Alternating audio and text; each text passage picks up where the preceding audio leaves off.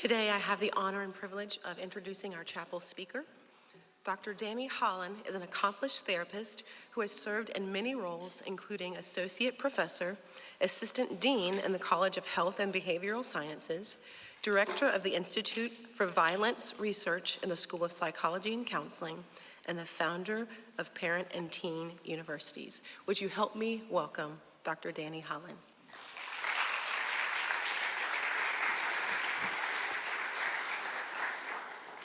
What a great time. I could just stay here and sit and worship all day, but we are very blessed to have the opportunity. I am to be able to come here today and just talk about what we're talking about with how to build biblical habits with what we've kind of been sharing and going over. You know, there's a lot to be said about this topic and because it's absolutely critical. So hopefully we're going to walk away with some things we can actionably do, make some changes, and really kind of step into what God wants us to do in these moments. You know, Franklin Covey said, we don't decide our future, we decide our habits, and our habits decide our future. And there's a lot to be said for that because these are critical areas of we just have to win. We've got to win in the area of our habits because it's part of the journey of life and it helps shape our destiny and the direction we're going in. And this is so critical in all that we do. So of course we want to be able to kind of move in that and do better in that. We want to kind of understand it a little bit. So let's understand our journey first. And so, you know, you are a phenomenon. You came into this world, your own DNA. No one will ever be like you. We start off in life and we really don't know who we are. We start off in life and we start living different experiences. And we start to determine what's me, what's not me. We start to kind of understand a little bit about our dynamic things that go, how we interact with our environment. Because we're creatures of narrative. We like to create stories to try to understand what's going on in life. That's how the brain works in general. So we start to create these stories, and from the stories we create automated defenses, automated responses, all these different things, so the brain can be as streamlined and efficient as possible. We have to understand the development of this automated process to really understand habits. So I'm going to get into some of the psychology behind it and then talk about what the Bible has to say and how we can apply it as well. So we have experiences in the environment, things we go through, they're called cues. They're basically things that occur that we respond to in different times. And we have emotions, thoughts, all kinds of things that surround these experiences and these cues. So basically, as we grow, we walk around with a bunch of theories and beliefs about things. We develop these ideas we have over time and to help navigate these cues. So our theories, though, are these general understandings. They're basically an understanding of something in a broad sense. For example, one of mine, all stoves are hot. Okay, that's just one of mine. I know all stoves are hot. That's a general statement about stoves, and it's something I subscribe to. You know, it may be, what does failure mean? What does it mean to fail?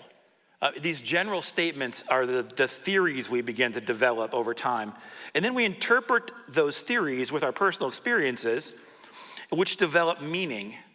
And so what does it actually mean to me? Because meaning matters because the way we interpret something is the way we plot and respond to it. So it's really important how we create meaning, and from that meaning, we make decisions and we plot through life based on what we think it actually means. You know, and for me, it's like, well, I can get burned by the stove because they're hot. And that's true. It's true. Now, it's my meaning that I've interpreted, but I can be burned by the stove. But it helps us plot in a direction then. I mean, what does it mean when I fail? You know, we create this meaning based on it. And so the process fuels this creation of stories. We create stories of us interacting in different scenarios so the brain knows which way to go and what to do in an automated way.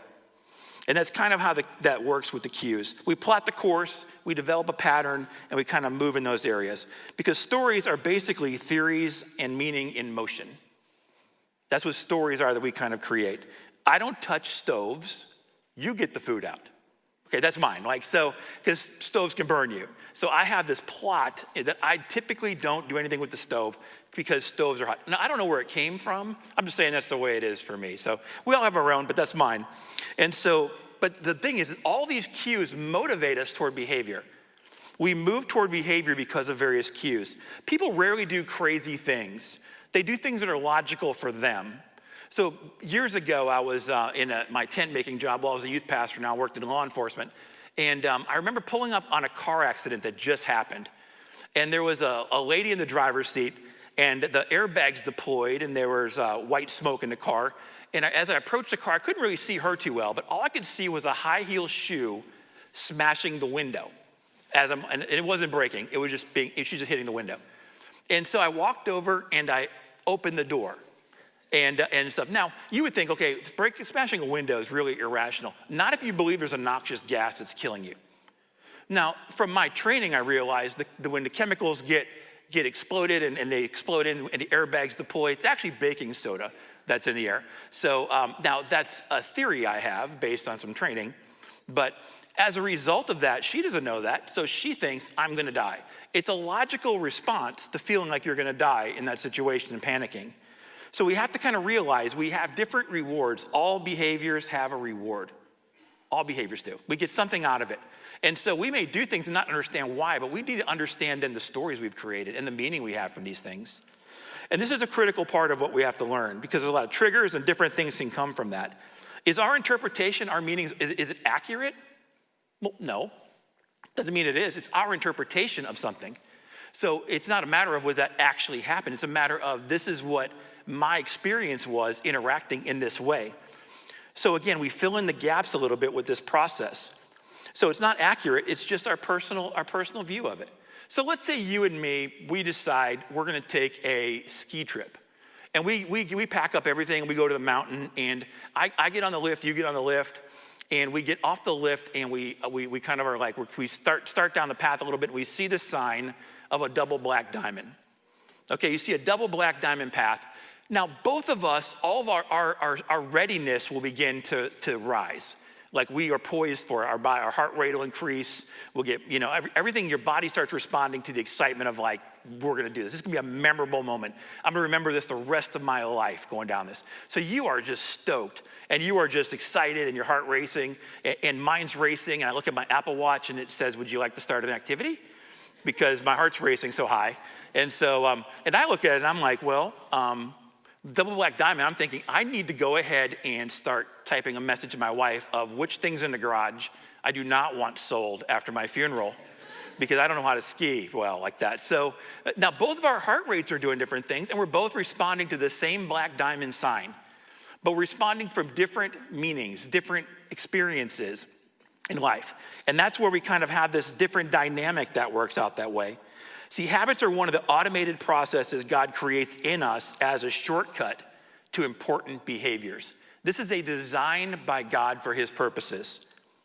See, habits can be defined as learned automatic responses with very specific features.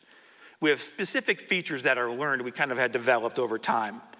And so these things can be really powerful and they're supposed to be. So now that we understand the automated process a little bit, let's get into habits a little bit. So there's three kind of main elements to habits. The first, of course, we talked about is the cues, some kind of environmental response or something that happens, like waking up in the morning. We wake up in the morning, that's an event, that's a cue. It cues our body for certain things to happen. And then we have a behavioral action that is congruent with what's worked in the past. It aligns to everything we know in our stories and everything we've had experience before. So your behavioral action might be, I'm gonna go make coffee, I need coffee. I wake up in the morning, it cues coffee. Because the third part is the reward. So we go get the coffee and we have, based on all the theory, meaning, everything we've done, and then it reinforces it. We think coffee is good in the morning. And so you think that and you're kind of immediately in your mind like reinforcing that, hey, when you get up in the morning, when you wake up, you need coffee. That's a habit that gets formed over just a simple routine so we don't have to actually think about it in that process. So those cues turn into behavioral actions which become rewards. Notice that they don't turn into intentions or motivations. Those things are different. This is something that becomes automated. So from this we know habits are more powerful than desire. They're more powerful than motivation or intentions.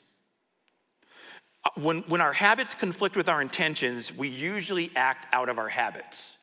We'll do what we default to in that way. But we have to move beyond good intentions to good actions. It's so easy. We all have good intentions, but some of us don't have those actions that we need to align with them. And this is part of the way this is supposed to work. And this is one of the key elements of discipline. That's not a bad word. Discipline is a good word. Because the purpose of discipline is to birth a habit. That's the whole purpose of it. And discipline's not activated by motivation, it's activated by a decision. We make a decision out of discipline. Now, my mom makes the best Christmas cookies anywhere. And I mean, you could argue with me on that, but that's just, you're wrong. So now, my desire is very, very simple when she puts out the tray of cookies on whatever day she does, is my desire is simply leave one of each kind for everyone else. That's my entire desire. Ideally, that would be the outcome, is I would have them all. Now, my discipline says, leave two, hide the rest, blame the dog, eat them later. So now that's with the discipline. Honestly, this is a really bad example now that I think about it. It's really not much discipline involved. But overall, like if I'm being honest, like this dynamic kind of kicks in and you have to kind of pull back and discipline. You can't just do whatever you desire in any given moment. And no, she's not taking orders. Except for me, Mom, if you're watching. So habits are critical. They're absolutely critical for us to be successful in what God's called us to do. They're not optional, nor can we ignore doing them. They will happen either way, because that's the way our brains are designed. Our brain's just functioning as it's designed to create automated patterns to be more conservative in the energy and output. It's just that simple. But habits happen intentionally or unintentionally. Discipline is intentional. We make a decision. The prefrontal cortex, we make a decision, we activate the decision, this is what I'm gonna do, and then we act it out. That is a decision that's being made that's very intentionally. Unintentionally is more bottom up, where we take input. I see everything that comes into our eyes, senses, the amygdala in our brain decides good, bad. Is it good, bad? Where does it go? Is it good or bad? What do we do with it? Makes a decision, and then when that decision comes in, we have to decide what we're gonna do with it. What do we do with it in that moment? And if it's really bad, if it's painful, the entire goal is stop the pain. Just stop the pain. I don't like this feeling, stop the pain. So we may immediately now predict and have cues. You may have a social cue that's like, hey, when I get around people socially, I can feel a little awkward. I need to kind of preload a little bit and drink alcohol. Then I'll be more comfortable. The brain learns, hey, when you have a little bit of alcohol, maybe you feel better socially. Or we think, well, I need to self-medicate with this drug because of this. That way the pain won't be so bad. Those are habits that we develop in a response to certain situations, but they're unintentional. We don't typically plan them to do those things. But we cannot give remote control of our future and our emotions to triggers from the past. We can't just say, here, push all the buttons you want and I'll do whatever that is. Then the pain experiences and negative experiences have control over our future, our destiny, our legacy. That's a lot to give to pain and difficulty. We don't want to give it more power in our life than it possibly has to have. This is God's design to be properly applied to allow us to maintain consistency in faith, produce fruit, and fulfill our purpose. Fulfilling the only thing he's ever asked us to do, and that is to be obedient. That's all he's ever asked. Be obedient. So the default for us is a sin nature. The default is not necessarily with God. We have to have intentionality if we're going to be pleasing God. We have to renew our mind and do those things. So Psalm 1, we're going to look at real quick. We've already read it. We're going to look at it again because it just was what I really felt was the best verse to describe what we're talking about today.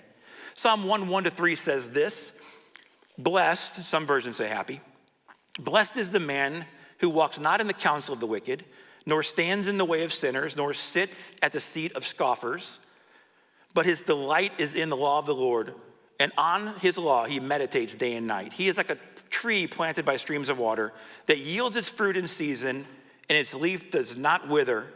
In all he does, he prospers. So we look at this a little bit, and it starts off by saying, hey, blessed is the man who does not walk in the counsel of the wicked. That's a general sense of movement they're talking about. Starting to move in that direction, in the design, advice, the purpose, the plans of the wicked. It's so easy for us to just start looking at some of the counsel and all the information we have around us. You can look up at YouTube instruction on just about anything. There's like dozens on just how to use toilet paper. I mean, if you don't know that, it's problematic. But again, YouTube will tell you if you don't know. Like, you can look up anything and try to get some level of input. It doesn't mean you're getting any wisdom from it. It means you're just getting this source. But we can lean into any kind of direction and look at different things and think, okay, well, I'm gonna move toward this a little bit. But blessed is the man who does not walk in the counsel of the wicked, nor stands in the way of sinners. You see the progression. They're walking, now they stop. Standing is to take a stand or to act on, or even to have conduct, of daily conduct, daily actions. or impulses in their way of doing things. So suddenly you're walking in the counsel, now you're standing and acting upon the way that they're acting. And then Moses goes on to say, nor sits in the seat of scoffers, meaning to dwell, to remain, to take your residence and dwell in the seat or the dwelling place where the interpreter of all these things and the mockery is there of the scoffer. So you see the progression here of the development as suddenly you start exploring some different options, and then you step into and start acting on, and then you make it your home and you make it a pattern and you make it a habit. And we can so easily move in this direction if we don't have that intentionality. You know, even one translation, when it talks about the mockers, says those whose mouths are incapable of discipline. It's very interesting, though, how what the Bible says. So from this translation, we could loosely say, happy and to be envied is the person who does not explore ways to develop patterns in life from the advice of the worldly TikTok, YouTube, Instagram influencers, no matter how cool they are, nor takes their advice and acts on or begins to practice of their ways of doing things, nor makes automated habits creating patterns of operation in life from those who interpret life through godless lens. You know, it's so easy to start to look at how we're going to do things in life from all the input we have coming in. And we really have to be very careful. Verse 2 says, but his delight is in the law of the Lord, and on his law he meditates day and night. He desires it. He devises with it. He meditates on it. He imagines it continually, is what the Bible's saying. Constantly looking at, loving the law of the Lord, constantly meditating on it. Then he's like a tree that's planted, or some translations say transplanted, replanted in a different place. Then he is planted by the streams of water that yield its fruit in season and doesn't wither. And all he does prospers. He earns that reward. He won't be disgraced in any way. And he steps into where that blessing is. So who transplants? We do. When we step into what we're supposed to be doing, when we step into that and we declare and we start to meditate on the word of God, we've transplanted the soil of a different place and have a different outcome. So you can see how this basically works. You have this movement to a cue. There's a cue response, like a habit, and you're moving toward it. And then they act on it, create behaviors, which again is stands. And then they're sitting in it and making a habitual response and getting the rewards from it they think they want. So you can see right here, this is about habit formation, about living. It's not about single decisions in our life. It's something greater than that. Franklin Covey said, if you sow a thought, you reap an action. If you sow an action, you reap a habit. If you sow a habit, you reap a character. If you sow character, you reap a destiny. It's all about that sowing and reaping. Our character basically is a composite of our habits. It's basically what it is. Our future in many ways is forged by what we do over and over consistently, more than our dreams and goals, more than our highlight reel. Man, that one mission trip we went on, and that was amazing. Or that one time we did this. The rewards we get in our life and the direction our life goes is not based on those mountaintop experiences, nor is it based on your failures. The things you've been through where you have failed that the enemy reminds you, that is not something that you need to direct your destiny. It does not define you. It is the daily habits. It is getting back up and creating. You can still be transplanted into the place where you produce that kind of a fruit by making the daily decisions you need to make. Pivot, make a decision, move on. Aristotle said, we are what we repeatedly do. Excellence then is not an act, but a habit. Excellence is a habit. You know, there's many highly gifted men and women who made it to the top by their gifts, and it's not the gifts that keep them there, it's their character. You see character flaws, character failures, and people losing the platform that they have to be able to do great things in the kingdom of heaven. It's the character issues that really hit people. We have to create disciplines and daily habits that support our motivators. If your goal is to one day buy a house, there are certain things you're gonna do. You're gonna plot out financially. There's certain things you won't buy, certain things you will. There's a plan of what you will save until you get the down payment, because you're going to have the disciplines in place to achieve your goal. Every time you get paid, you're not gonna go, I don't know, what do you wanna do with the money? I don't know, honey, what do you wanna do? We could do that. That's not gonna work. If you wanna move in the direction of goal, you're gonna have to set the disciplines, live within the restraint of that vision and those disciplines, and let it take its course, have it in an automated way. That's the benefit we have from disciplines in that way, because discipline is more important than motivation. It's great to be motivated, but discipline does not require motivation. If your goal is to go to the gym in the morning, you get up and go to the gym. If you don't feel like it, you get up and go to the gym. If you're not motivated to go to the gym, get up and go to the gym. You've already decided. You decided you're going to get up and go to the gym. Now you're going to get up and go to the gym. It doesn't really matter what you think about getting up and going to the gym, because you can masterfully negotiate with yourself. Tomorrow I'll feel better and I'll have more energy to do. You can negotiate all you want, or you can set the habit and the discipline. And the more disciplined you are in any area, the more you will see the fruit of that discipline and that reward and that habit. So discipline is very important. We can't wait for our feelings to align. Proverbs 14:12 says, there is a way that seems right to a man, but its end is the way of death. There's a way of doing things, a pattern of life that seems right to a man. It's pleasing to the eye, but it twists what's straight. It ends up in death. So what's the difference between what seems right and what is right?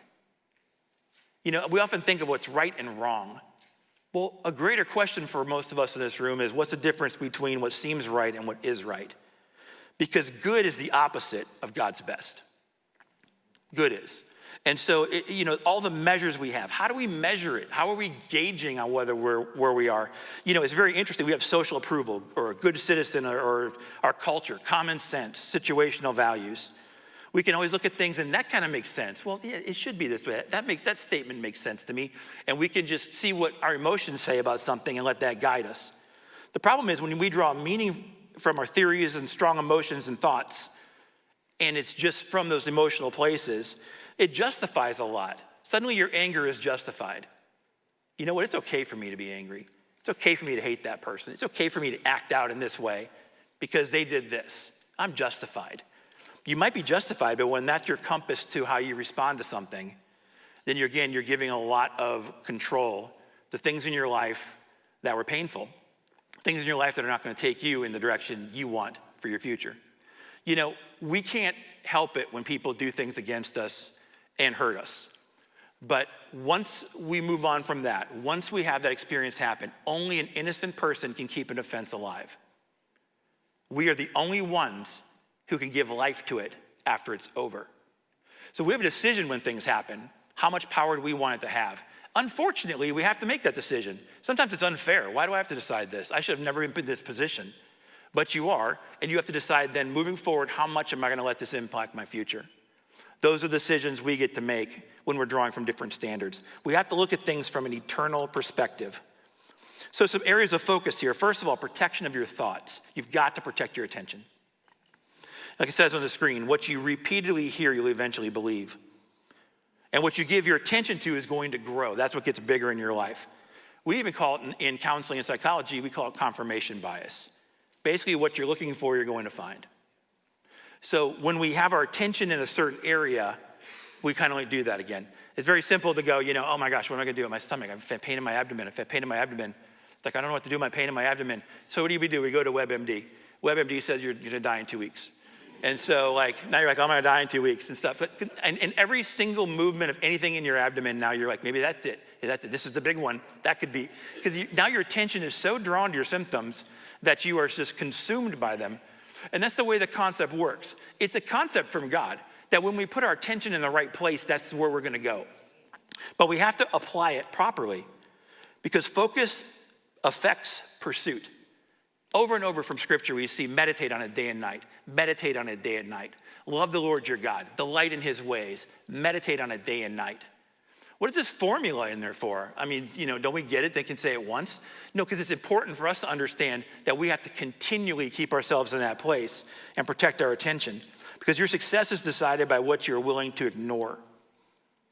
Focus creates blindness. There's a restraint of the vision that you have.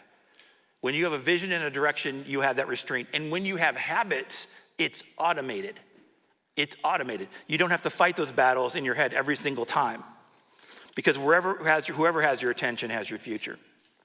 We see this in Hebrews 12. This is a great verse, an example of it.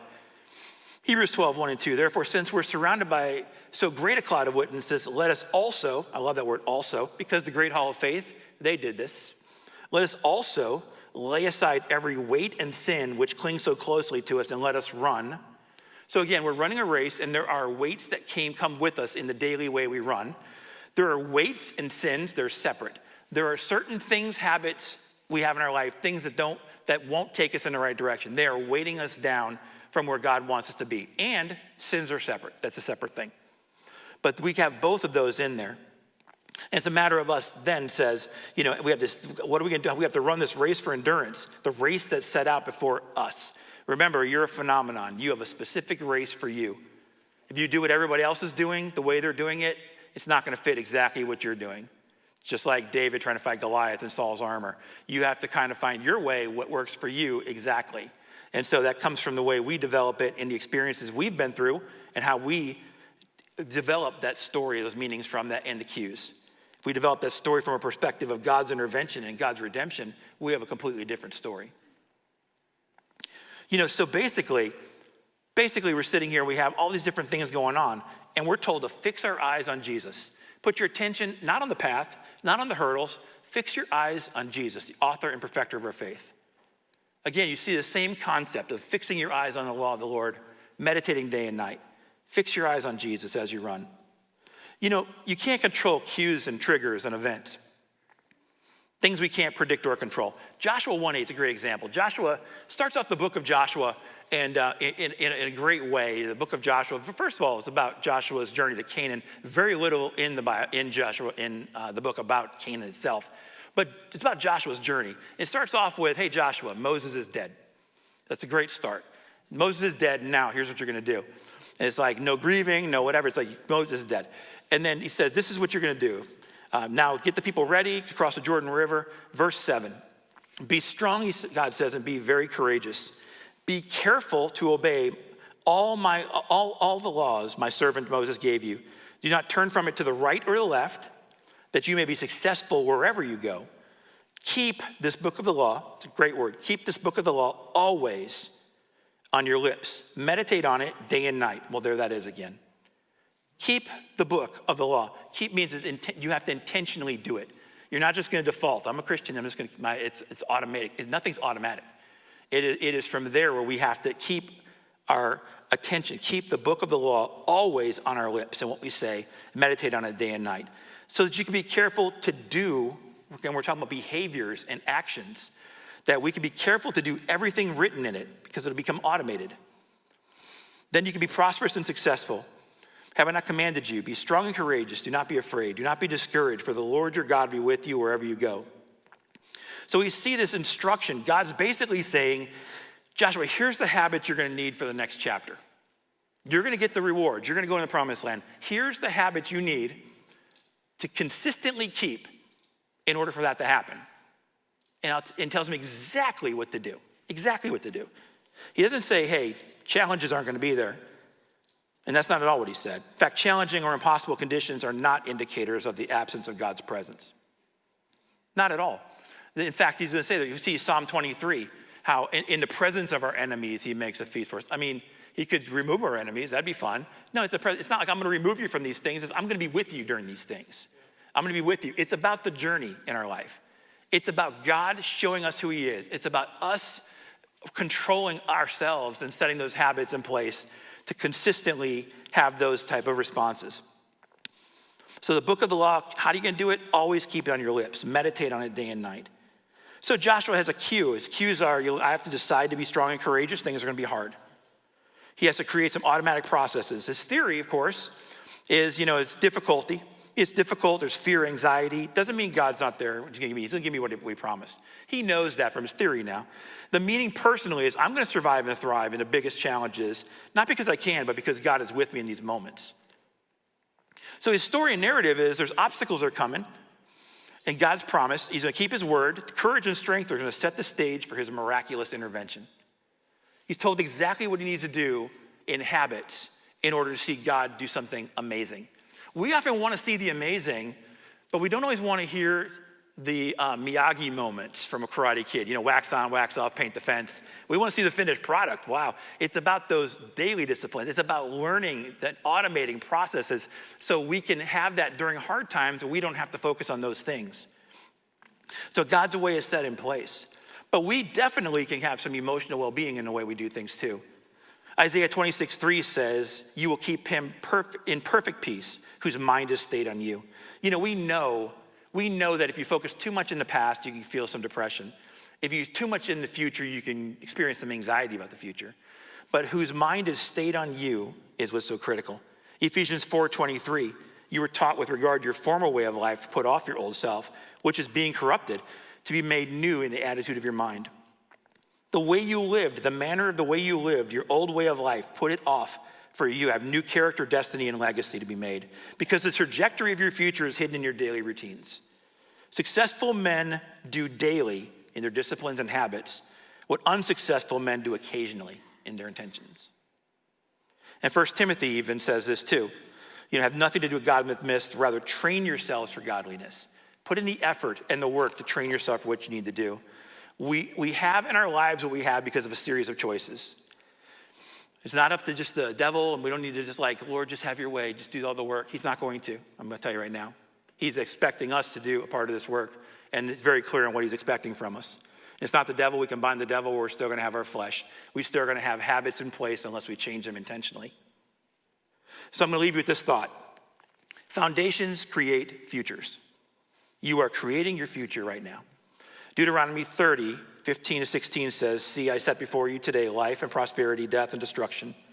For I command you today to love the Lord your God, desire God, to walk in obedience to him and keep his commands and decrees and laws. And then you will live and increase, and the Lord your God will bless you in the land you're entering to possess. In verse 19, this day I call heaven and earth as witnesses against you that I have set before you life and death, cursing, blessing and curses. Now choose life so that your children may live.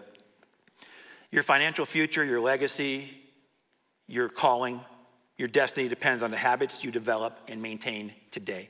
So I really encourage you, just choose life.